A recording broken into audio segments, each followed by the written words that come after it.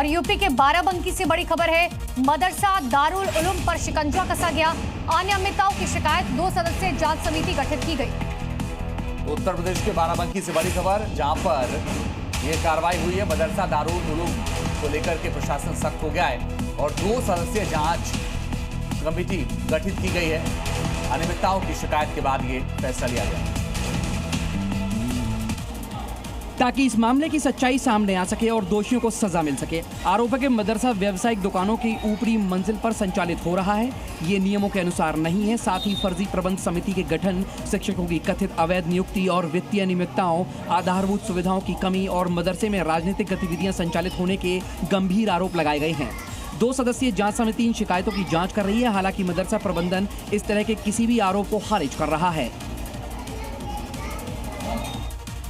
उत्तर प्रदेश के रामपुर से एक बड़ी खबर आपको बताते हैं। नीम वाली मजार पर बुलडोजर चला है। सालों पुरानी मजार को जमींदोज कर दिया गया। सड़क के बीच निर्माण हटाया गया है और शिकायत के बाद प्रशासन ने बड़ा एक्शन लिया है। तो बड़ी खबर आपको बता रहे हैं, नीम वाली मजार पर बुलडोजर चला है, जहां पर प्रशासन की तरफ से बड़ा एक्शन लिया गया। मजार को न सिर्फ गिराया गया बल्कि हाथों हाथ उसका मलबा भी वहां से हटा दिया गया।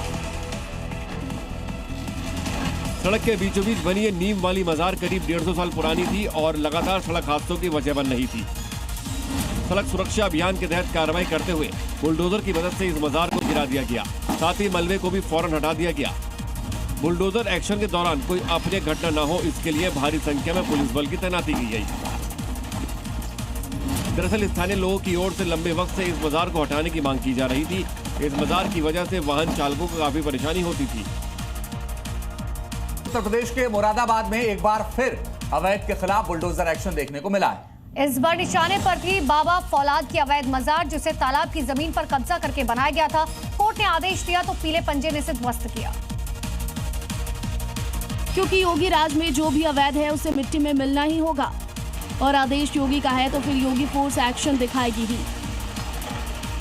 संपत्ति पर कब्जा करने का दुस्साहस नहीं कर पाएगा। अगर करेगा तो उसकी छाती पर प्रदेश सरकार का बुलडोजर चलता हुआ दिखाई देगा। रिहायशी इलाके में बनी बाबा फौलाद शाह की मजार भी रडार पर थी। जांच में इसे अवैध पाया गया तो बुलडोजर आ पहुंचा। इसके बाद देखते ही देखते अवैध मजार पर पीले पंजे ने एक्शन शुरू कर दिया।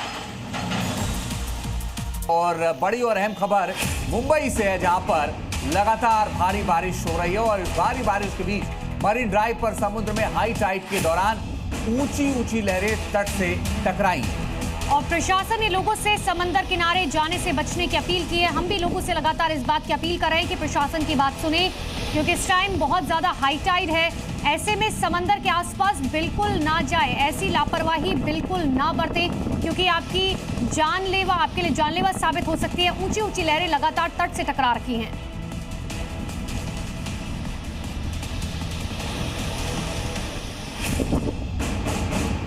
तो इस वक्त दिल्ली से बड़ी खबर आपको बता रहे हैं। दिल्ली के रोहिणी में हादसा हुआ है। निर्माणाधीन 4 मंजिला इमारत गिरी है। रोहिणी के सेक्टर 16 की घटना बताई जा रही है। मलबे में दबने से एक शख्स की मौत भी हो गई और मलबे में अभी भी कई लोगों के फंसे होने की आशंका है।